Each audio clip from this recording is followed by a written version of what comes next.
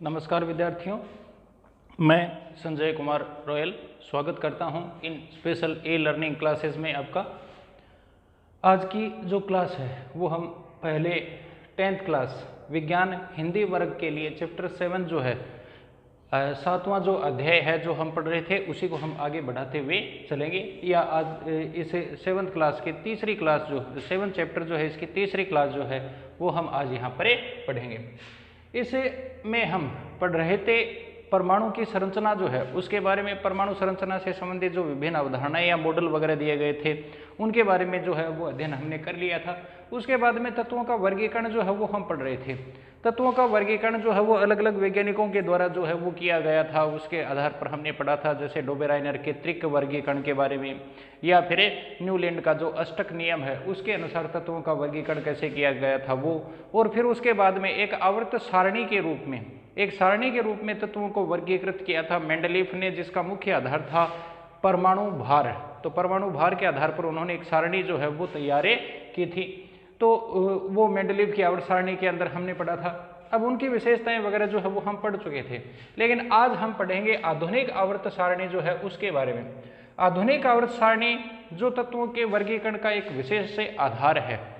ये आधुनिक आवर्त सारणी जो है इसके बारे में जब हम पढ़ते हैं तो आवर्त सारणी जो है वो आपके पास यदि बुक अवेलेबल है तो उसको आप उसमें ध्यान में रखोगे, या फिर आप साइंस के रजिस्टर वगैरह जो है वो लेकर आते हैं तो उनमें भी कहीं पर आगे या पीछे जो है वो आवर्त सारणी जो है वो बनी हुई होती है।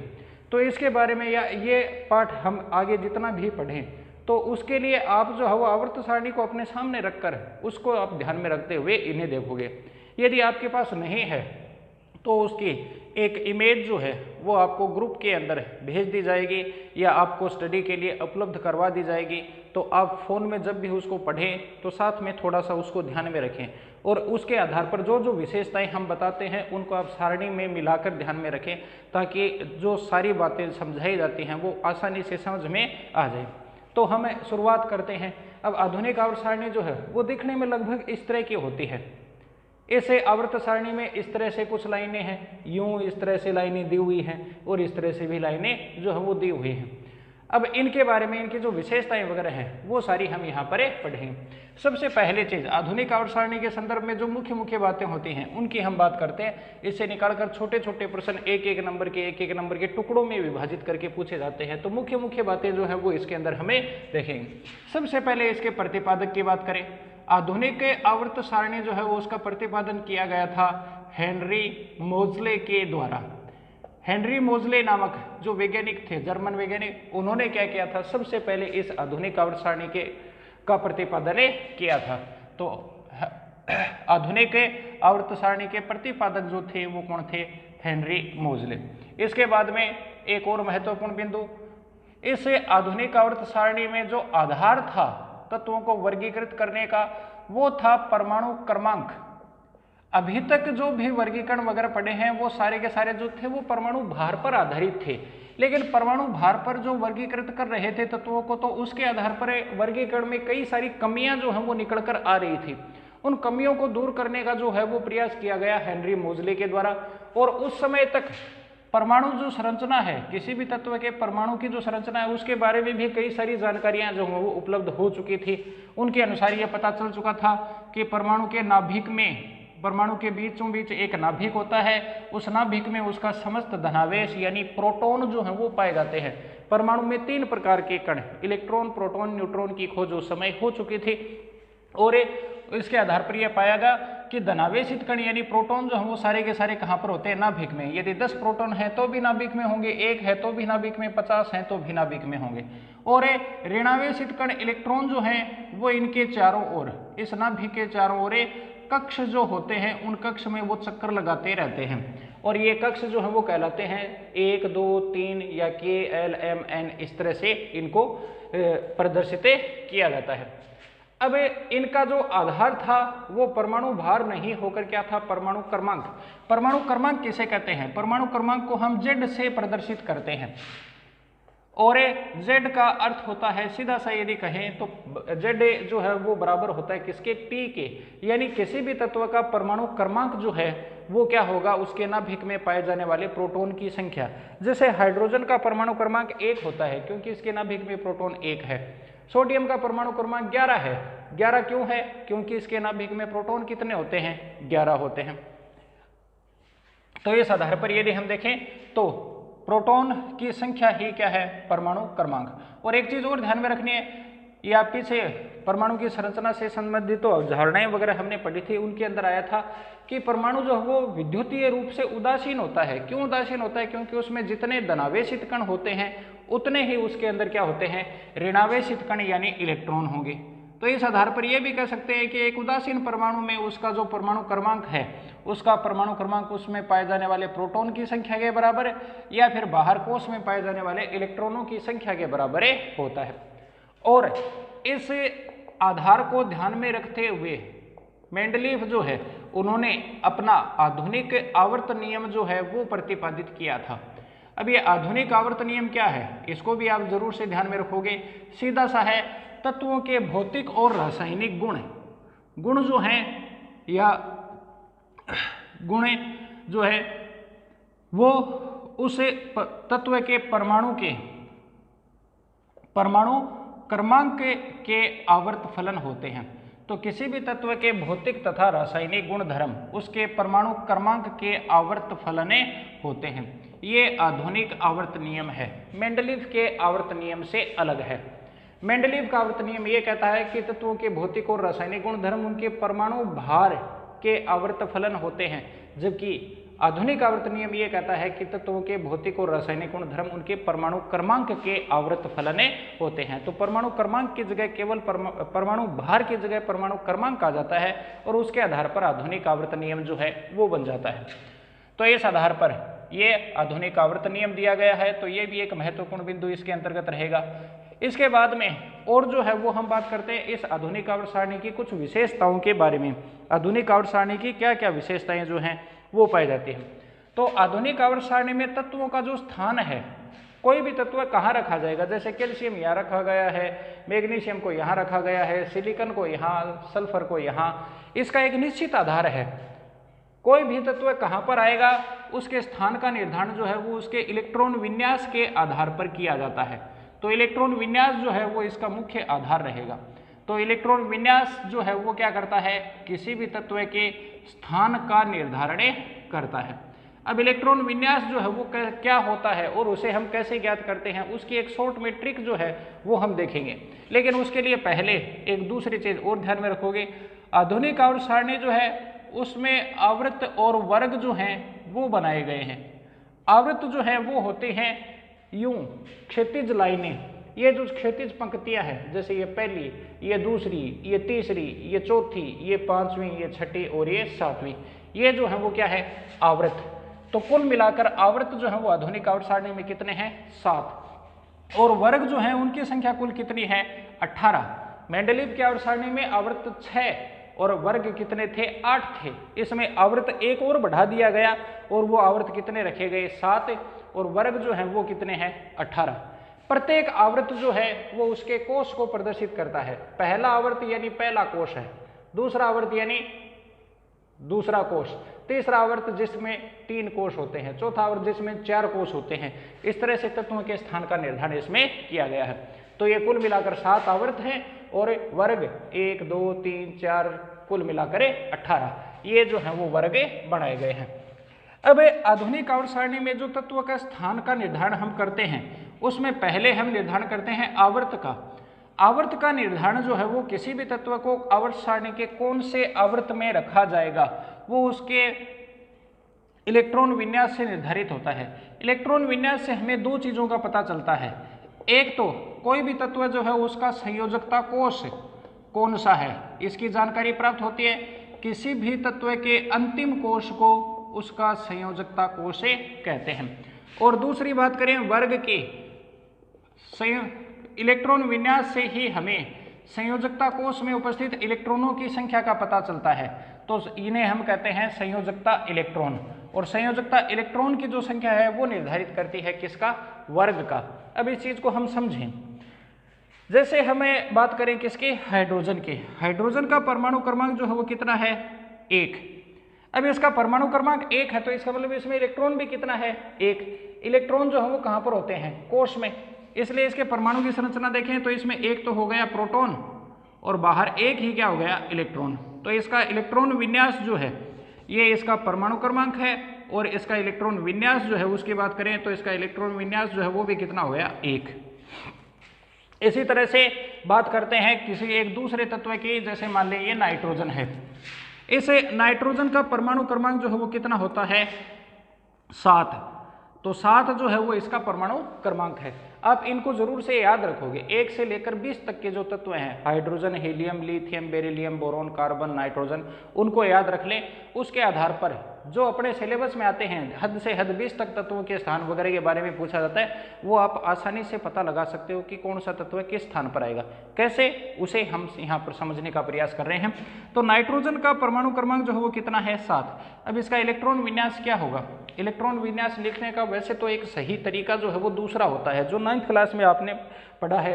1s 2s 2p, इस तरह से वो सारणी से बनाते हैं और फिर उसको काटते हैं, उसके अनुसार इलेक्ट्रॉन भरे जाते हैं। लेकिन यहाँ पर हमें 10th क्लास में जितनी चीज़ें पूछी जाती हैं, जो क्वेश्चन वगैरह पूछे जाते हैं, उनको हल करने के लिए एक शॉर्ट ट्रिक जो है वो आपको बता रहे हैं, केवल उसको आप ध्यान में रख लें। नाइट्रोजन का परमाणु क्रमांक यदि 7 है तो इसका इलेक्ट्रॉन विन्यास लिखने का सीधा सा तरीका क्या होगा? आप इसको टुकड़ों में विभाजित कर दें। और टुकड़े जो हैं वो कैसे बनाने हैं? 2 8 8 8 8 इस तरह से विभाजित करना है। सीधा सा तरीका ये है। तो इस 7 को टुकड़ों में विभाजित करें तो पहले टुकड़े में आ गए 2 और दूसरे में कितने आ गए? बचे हुए 5। तो नाइट्रोजन का इलेक्ट्रॉन विन्यास 2 5 यूं लिख सकते हैं। एक दूसरा तत्व देखें, जैसे फॉस्फोरस। फॉस्फोरस का या सिलिकॉन का देख लें। सिलिकॉन का इलेक्ट्रॉन विन्यास जो है इसको हम देखते हैं। तो सिलिकॉन का जो परमाणु क्रमांक है वो कितना होता है? 14। ये 14वें नंबर का तत्व है। अब 14 है तो इसका इलेक्ट्रॉन विन्यास हम लिखेंगे तो वो कैसे लिखा जाएगा? पहले टुकड़े में 2, दूसरे में 8, 2 और 8 10 तो हो गए, बच गए कितने? 4। तो तीसरे में आ जाएंगे 4।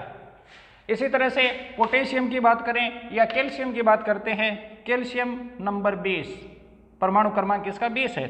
इसके टुकड़े करें तो 2 8 8 2, इस तरह से ये टुकड़े आते हैं। तो इस तरह से इलेक्ट्रॉन विन्यास जो है वो आसानी से लिखा जा सकता है। 1 से 20 तक के तत्व क्रम से याद रख लें, फिर जिस नंबर पर वो आ रहा है वो उसका परमाणु क्रमांक है, उसका कौन सा क्रम है। जैसे 8वां है तो वो ऑक्सीजन है, 9वां है तो फ्लोरीन है, 16वां है तो सल्फर है, 12वां है तो मैग्नीशियम है। इस तरह से इनको लिख देते हैं। अब इस आधार पर हमने ये पता लगा लिया। अब इसके बाद में इसके इलेक्ट्रॉन विन्यास के बारे में जानकारी प्राप्त करनी है तो सीधे से इसके टुकड़े कर दें। अब इसके बाद में हमें पता लगाना होता है संयोजकता कोष और संयोजकता इलेक्ट्रॉन की संख्या। तो संयोजकता कोष जो है वो क्या होगा? ये जो टुकड़े हैं वो आवर्त को प्रदर्शित करते हैं या संयोजकता कोष को दर्शाते हैं।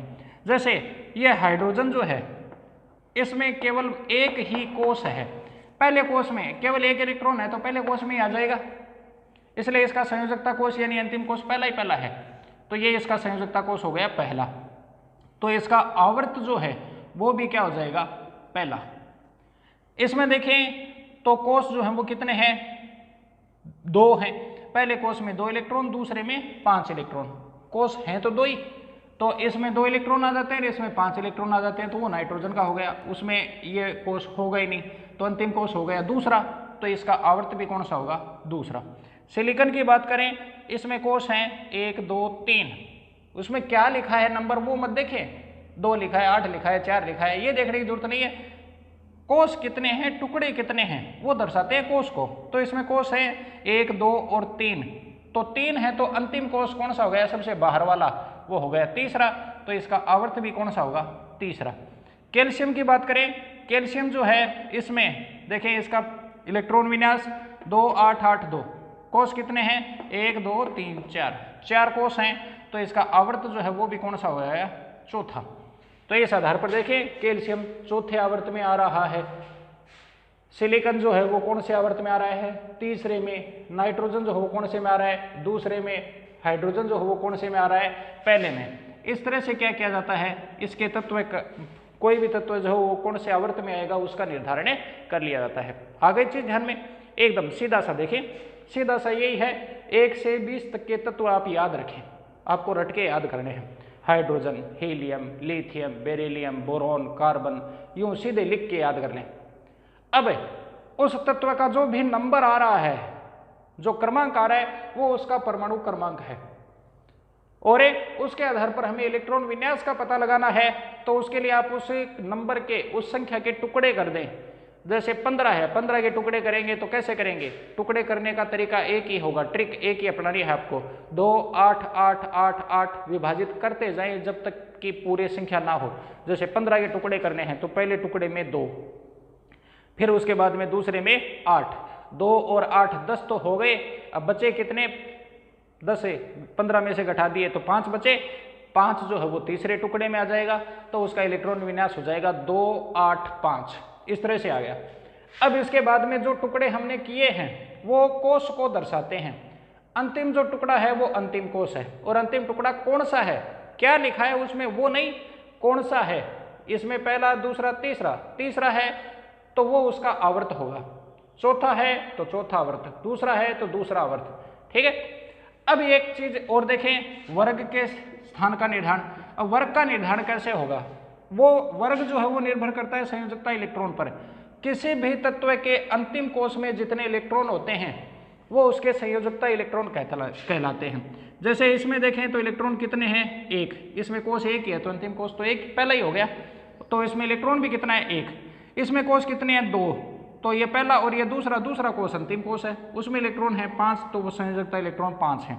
इसमें कोष 3 है, तीसरे में इलेक्ट्रॉन कितने हैं, 4, इसमें कोष 4 है, चौथे में इलेक्ट्रॉन कितने हैं, 2। तो इस आधार पर ये संयोजकता इलेक्ट्रॉन आ गए। अब संयोजकता इलेक्ट्रॉन जो है वो तत्व के वर्ग का निर्धारण करते हैं, तो वर्ग का निर्धारण जो है वो संयोजकता इलेक्ट्रॉन की संख्या के आधार पर किया जाएगा। अब इसके आधार पर देखें तो कैसे, कौन सा वर्ग आएगा, उसके लिए सीधी सी ट्रिक है। यदि आपको जो है वो नॉर्मल 20 तक याद करने, उसके अनुसार ही पूछा जाता है एग्जाम में, यदि आता है तो केवल हम उसके अनुसार बता रहे हैं। बाकी उच्च क्लास है, जो उच्च कक्षाएं हैं उनके अंदर इसकी स्टडी जो है वो आप पूरे डिटेल से पढ़ोगे। यहाँ तक 10वीं तक लेवल के लिए केवल इतना सा ध्यान में रख लें कि यदि संयोजकता इलेक्ट्रॉन है 1 5 4 2, कितना है संयोजकता इलेक्ट्रॉन, उसको ध्यान में रखें। यदि संयोजकता इलेक्ट्रॉन 1 है तो वर्ग भी कौन सा होगा, पहला। यदि संयोजकता इलेक्ट्रॉन जो है वो अंतिम कोष में जो इलेक्ट्रॉनों की संख्या आ रही है वो 2 है तो वर्ग भी कौन सा होगा, दूसरा। जैसे कैल्शियम में 2 आ रहे हैं तो ये दूसरे में आ रहा है। चौथे आवर्त में 1 2 3 4, चौथे आवर्त में दूसरे वर्ग में जो है वो क्या होगा, कैल्शियम में हो जाएगा। लेकिन 1 या 2 है तो वर्ग भी 1 या 2, लेकिन उसके बाद में ध्यान में रखें और जो इलेक्ट्रॉन मिलेंगे संयोजकता इलेक्ट्रॉन या अंतिम कोष में इलेक्ट्रॉन, वो संख्या हो सकती है 3 4 5 6 7 8, इतने तक ही होंगे। अब इसके अनुसार देखें तो यदि 1 या 2 है तो वर्ग भी 1 या 2, लेकिन 3 है तो वर्ग होगा 13वां। यदि अंतिम कोष में इलेक्ट्रॉन 3 आ रहे हैं तो आप ये ध्यान में रखोगे कि वर्ग कौन सा है, 13वां है। अंतिम कोष में इलेक्ट्रॉन 4 आ रहे हैं तो 14, 5 है तो 15, 6 है तो 16, 7 है तो 17, 8 है तो 18। जैसे यहाँ पर देखें सिलिकन की, सिलिकन जो है वो उसके अंतिम कोष में इलेक्ट्रॉन कितने, 4 है, तो ये कौन से वर्ग में आएगा, 14 में, ये यहाँ पर आ रहा है। या फिर नाइट्रोजन की बात करें, इसमें अंतिम कोष में इलेक्ट्रॉन कितने हैं, 5, तो ये वर्ग संख्या कौन से में आएगा, 15 में। अब एग्जैक्ट स्थान जो है वो आवर्त और वर्ग के आधार पर निर्धारित कर लिए। जैसे एक और उदाहरण जो है उससे हम देख लेते हैं।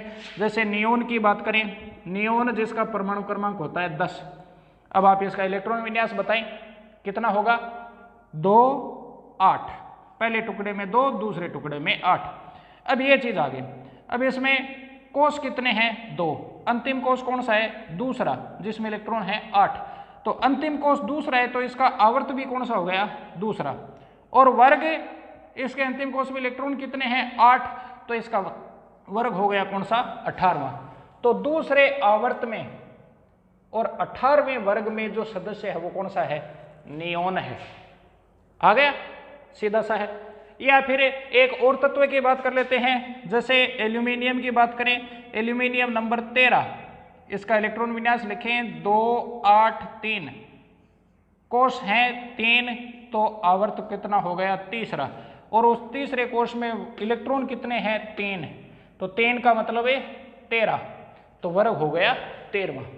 तो इस आधार पर देखें तो तीसरे आवर्त में 13वें वर्ग में जो सदस्य आता है वो कौन सा है, एल्यूमिनियम में आएगा। इस प्रकार से इनके स्थान का निर्धारण जो है वो करना है। सीधा सा हो गया, आवर्त 7 और वर्ग 18 हैं। परमाणु क्रमांक पर यह सारणी आधारित है। परमाणु क्रमांक से हमें इलेक्ट्रॉन विन्यास का पता चलता है जो किसी भी तत्व के स्थान का निर्धारण करता है। आवर्त कौन सा होगा उसका निर्धारण करेगा संयोजकता कोष या अंतिम कोष की संख्या। अंतिम कोष कौन सा है वही उसका आवर्त है। अंतिम कोष तीसरा है तो तीसरा आवर्त है, पांचवा है तो पांचवा आवर्त है, पहला है तो पहला आवर्त है। और उसमें इलेक्ट्रॉन कितने हैं वो निर्धारित करेंगे वर्ग को। यदि उसमें इलेक्ट्रॉन 1 है तो वर्ग भी पहला, 2 है तो वर्ग भी दूसरा, और यदि 3 4 5 6 7 8 इस तरह से हैं तो वर्ग जो है वो कौन सा हो जाएगा 13 14 15 16 17 18। इस तरह से किसी भी तत्व के स्थान का निर्धारण जो है वो आधुनिक आवर्त सारणी के आधार पर कर लिया जाता है। अब इसके बाद में इस आधुनिक सारणी की कुछ और विशेषताएं जो हैं उनको हम और यहाँ पर समझेंगे। ये जो आधुनिक आवर्त सारणी है उसमें कुल मिलाकर आवर्त जो है वो कितने बनाए गए हैं 7। अब आवर्त की यदि हम बात करें तो आवर्त जो है वो अलग अलग प्रकार के हो सकते हैं। आवर्त का प्रकार, आवर्त कुल मिलाकर 4 प्रकार के हैं। पहला प्रकार जो है वो है लघु आवर्त, उसके बाद में आता है पहला जो है वो है अति लघु आवर्त, उसके बाद में दूसरे प्रकार के आवर्त हैं वो हैं लघु आवर्त, फिर तीसरा प्रकार है दीर्घ आवर्त, और चौथा प्रकार है अति दीर्घ आवर्त। तो इस आधार पर देखें तो 4 प्रकार के आवर्त हैं। अब इनमें से लघु आवर्त जो है 7 में से वो पहला आवर्त जो है वो लघु आवर्त अति लघु आवर्त है। दूसरा और तीसरा जो आवर्त है वो है लघु आवर्त। पहला अति लघु आवर्त, दूसरा और तीसरा लघु आवर्त। चौथा जो है चौथा और पांचवा ये जो हैं वो दोनों हैं दीर्घ आवर्त, और उसके बाद में छठा और अंतिम 7वां ये जो है वो क्या है अति दीर्घ आवर्त है। तो ये हो गई आवर्त संख्या। आवर्त का प्रकार 4 प्रकार के हैं, उनमें कौन सा आवर्त आएगा तो अति लघु आवर्त में आएगा पहला, या फिर लघु आवर्त है दूसरा और तीसरा, दीर्घ आवर्त है चौथा और 5वां, और अति दीर्घ है छठा और 7वां। इनमें तत्व संख्या जो है वो कितनी है, एक आवर्त में कितने तत्व आते हैं वो भी निर्धारित हम कर सकते हैं, या उनका भी एक निश्चित संख्या है। अति लघु आवर्त में केवल 2 तत्व हैं, एक तो ये और एक इसके बाद में सीधा ये, बीच में सारे खाली स्थान हैं। फिर उसके बाद में लघु आवर्त में देखें दूसरा और तीसरा लघु आवर्त है तो दूसरे में 2 तो ये, बीच में खाली स्थान, फिर ये 6 ये, कुल मिलाकर कितने हैं 8। तीसरे में भी कितने 8। तो एक लघु आवर्त में कितने तत्व होते हैं 8, तो दूसरे में भी 8, तीसरे में भी 8। दीर्घ आवर्त जो है उसमें तत्वों की संख्या कितनी होगी, ये दीर्घ आवर्त है, तो कुल मिलाकर देखें कितने हैं 1 से लेकर 18 तक सारे स्थान भरे हुए हैं, इसलिए इसमें तत्वों की संख्या जो है वो कितनी है 18, और 5वें में भी कितने हैं 18। और उसके बाद में अति दीर्घ आवर्त जो है उसमें तत्वों की संख्या होती है 32, और छठे में भी कितने 32। अब यहाँ देखें कि इसमें 32 कहाँ हैं, तो इसमें देखें 55 56 57, 57 के बाद में सीधा नंबर कौन सा आता है 72। ठीक है, तो इसका मतलब 58 से लेकर ये जो आधुनिक आवर्त सारणी है इसको विस्तृत आवर्त सारणी या दीर्घ आवर्त सारणी कहते हैं, क्योंकि ये इसका फैला हुआ रूप है। अब इसमें एक्चुअल में होगा क्या कि ये जो सारणी है ये फैली हुई होती है, इसमें 58 से लेकर 71 तक के ये जो तत्व हैं, ये 14 तत्व वो यहाँ आएंगे इस जगह। लेकिन इसको यदि हम यहाँ पर रखें तो फिर सारणी यूँ बहुत ज़्यादा फैली हुई हो जाती है और ज़्यादा सही नहीं दिखती है, दिखने में थोड़ी सी क्या होगी फैली हुई दिखेगी। इसलिए इन 14 तत्वों को 58 से लेकर 71 तक को कहाँ निकाला गया है अलग। और फिर यहाँ देखिए 89 89 के बाद में 90 91 103 तक जो है वो यहाँ है, 104 से फिर वापस शुरू होती है। तो ये यहाँ है वास्तव में देखा जाए तो इन 14 तत्वों को अलग निकाला गया है।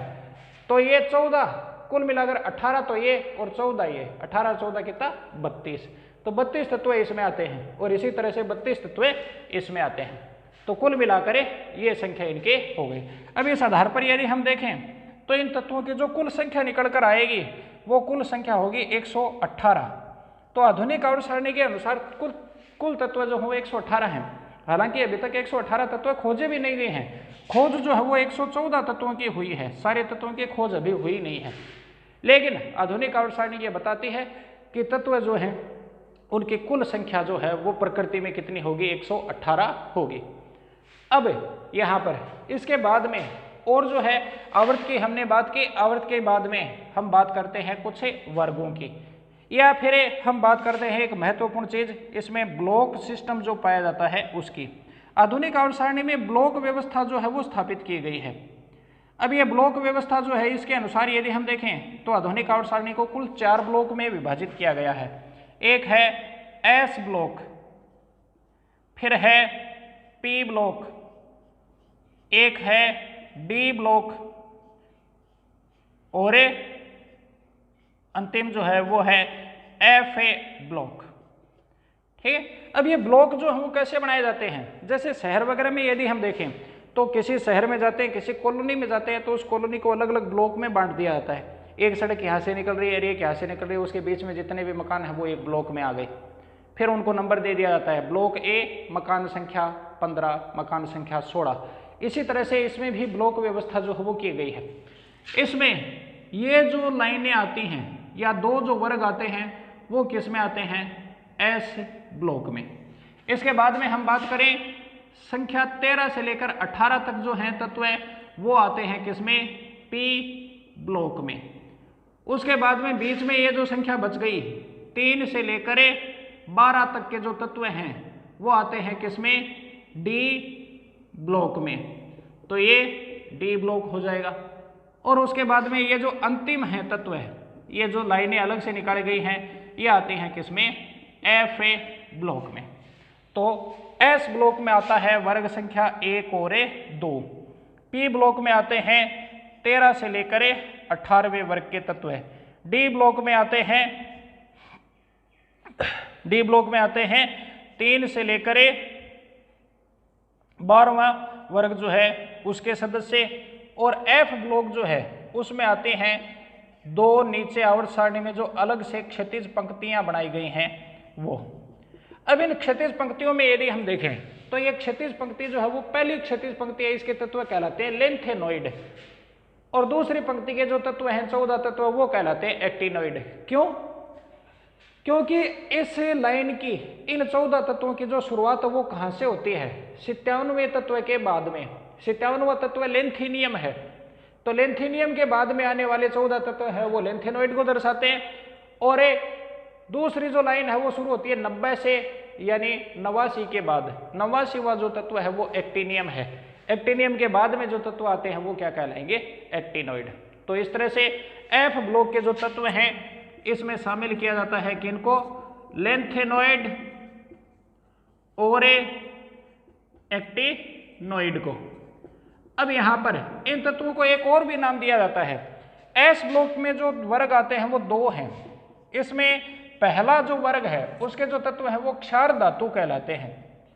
ये क्षार धातु क्योंकि बहुत क्रियाशील होते हैं और खुला छोड़ने पर ये आसानी से जल जाते हैं और राख बना लेते हैं, इसलिए इनको क्षार धातु कहा जाता है। जबकि दूसरे वर्ग में जो आते हैं वो हैं क्षार मृदा धातु। इस तरह के जो तत्व हैं वो भी क्षारीय गुण दर्शाते हैं, क्षारीय प्रकृति के होते हैं, लेकिन वो मिट्टी में पाए जाते हैं। जैसे मैग्नीशियम, कैल्शियम, ये जो हैं वो मिट्टी में सर्वाधिक मात्रा में पाए जाने वाले तत्व हैं, इसलिए इनको क्षार मृदा धातु कहा जाता है। पी ब्लॉक के जो तत्व आते हैं ये प्रतिनिधि तत्व या फिर मुख्य तत्व कहलाते हैं। अब इनको प्रतिनिधि तत्व या मुख्य तत्व क्यों कहा जाता है, क्योंकि प्रकृति में यदि हम देखें तो ये तत्व सबसे ज्यादा पाए जाने वाले तत्व हैं। इनकी मात्रा बहुत ज्यादा मिलती है, नाइट्रोजन, ऑक्सीजन, कार्बन, ये फॉस्फोरस, सल्फर प्रकृति में सबसे ज्यादा मिलने वाले तत्व हैं, इसलिए इनको प्रतिनिधि या मुख्य तत्व भी कहा जाता है। उसके बाद में डी ब्लॉक के जो तत्व आते हैं उनको कहा जाता है संक्रमण तत्व। अब इनको संक्रमण तत्व क्यों कहेंगे? क्योंकि मेंडलीव के आवर्त सारणी में देखें वर्ग कितने थे? 8 थे। तो 2 तो ये मान लें और 6 ये मान लें, इनको एक साथ जोड़ दें तो कितने हो जाएंगे? 8। बाद में ये जो 10 वर्ग अलग से 3 से 12 तक यानी डी ब्लॉक जो है इनको बनाया गया है। वो कैसे बनाया गया? इस सारणी को यूं खींच दिया गया और यूं खींचकर इसमें ये 10 ब्लॉक जो है वो या 10 वर्ग जो है वो जोड़ दिए गए, या डी ब्लॉक जो है वो अलग से जोड़ दिया गया। तो एस और पी ब्लॉक के बीच में जोड़ा गया है डी ब्लॉक, ये बीच में घुसा हुआ है, बीच में संक्रमण कर रहा है, इसलिए इनको कहा जाता है संक्रमण तत्व। और फिर उसके बाद में अंतिम ए ब्लॉक के तत्व यानी लेंथेनॉइड और एक्टिनॉइड की बात करें तो इनको कहा जाता है अंतः संक्रमण तत्व। कारण यहां देखें ये तत्व जो है वो एक्चुअल में वास्तव में इनकी स्थिति कहाँ है? वास्तव में ये यहाँ आते हैं। अब ये खुद जो है वो संक्रमण तत्व हैं, तो ये इन संक्रमण तत्वों के बीच में संक्रमण कर रहे हैं, इसलिए इनको कहा जाता है अंतः संक्रमण तत्व। तो इस तरह से 4 जो हैं वो ब्लॉक इसमें बने हुए हैं और 4 ब्लॉक में एस, पी, डी और एफ ब्लॉक हैं। उसमें पहला और दूसरा वर्ग एस ब्लॉक, 13 से 18 पी ब्लॉक, 3 से 12वां बीच वाले संक्रमण तत्व है वो है डी ब्लॉक, और बीच में जो क्षैतिज पंक्तियां होनी चाहिए जिनको अलग से निकाल कर रखा गया है लेंथेनॉइड और एक्टिनॉइड वो है अंतः संक्रमण तत्व यानी एफ ब्लॉक के ये तत्व हैं। तो इस प्रकार से ये आधुनिक आवर्त सारणी जो है इसमें विभिन्न तत्वों की ये जो है वो व्यवस्था इस प्रकार से दर्शाई गई है। अब इस आवर्त सारणी में एक और चीज ध्यान में रखोगे, ये यहाँ पर देखें आधुनिक आवर्त सारणी में देखें तो आवर्त सारणी यदि आप किताब वगैरह में बनी हुई देखते हैं तो इनका रंग अलग मिलता है। ये सामान्यतः हरे रंग में है, ये बॉक्स जो है वो हरे रंग में बने हुए हैं और ये जो है वो पीले रंग में है। ये हरे रंग वाले जो तत्व हैं वो क्या हैं? प्रकृति में कैसे होते हैं? धात्विक प्रकृति के, तो ये धातु हैं। और ये पीले रंग वाले जो तत्व हैं वो क्या है? अधातु हैं। इनमें अधात्विक गुण होते हैं, इनमें धात्विक गुण होते हैं। अब धात्विक अधात्विक गुण क्या होंगे वो भी इसी पाठ में हम लास्ट में पढ़ेंगे। धातु जो है वो सामान्यतः धनायन बनाते हैं इलेक्ट्रॉन का त्याग करके, और अधातु जो है वो सामान्यतः ऋणायन बनाते हैं इलेक्ट्रॉन को ग्रहण करके। Boron, silicon, gallium, arsenic, antimony, tellurium और पोलोनियम, इन तत्वों की बात करें हम, ये कुल मिलाकर 7 जो तत्व हैं वो बीच में, इनमें देखें तो बीच में यूं इस तरह की एक तिरछी लाइन सी बनती है, एक जिगजैग लाइन सी बनती है जो इस आवर्त सारणी को 2 भागों में बांटती है। ये इस आवर्त सारणी में धातु और अधातु के बीच की बाड़ है, बीच की दीवार है जो इसको 2 भागों में बांट देती है। अब ये दीवार बनाने वाली या इसको विभाजित करने वाली जो जिगजैग लाइन है इसमें जो तत्व आते हैं ये तत्व कौन से होंगे? धातु या अधातु। तो इनके गुणों की हम बात करें तो ये जो है वो दोनों तरह के गुण दर्शाते हैं। कई बार ये धात्विक गुण दर्शाते हैं, कई बार ये अधात्विक गुण दर्शाते हैं। इसलिए इस लाइन में जो तत्व रखे गए हैं इनको कहा जाता है उपधातु। तो उपधातु क्या होगी? धातुओं और अधातुओं के बीच में उपस्थित वे तत्व है जिसमें धातु और अधातु दोनों के गुण मिलते हैं, वे उपधातु कहलाते हैं। तो इस प्रकार से ये आधुनिक आवर्त सारणी जो है इसकी कुछ मुख्य विशेषताएं जो है वो होगी। आप इनको ध्यान में रखोगे, बाकी पूरा पाठ जो है वो इसी पर ही आधारित है।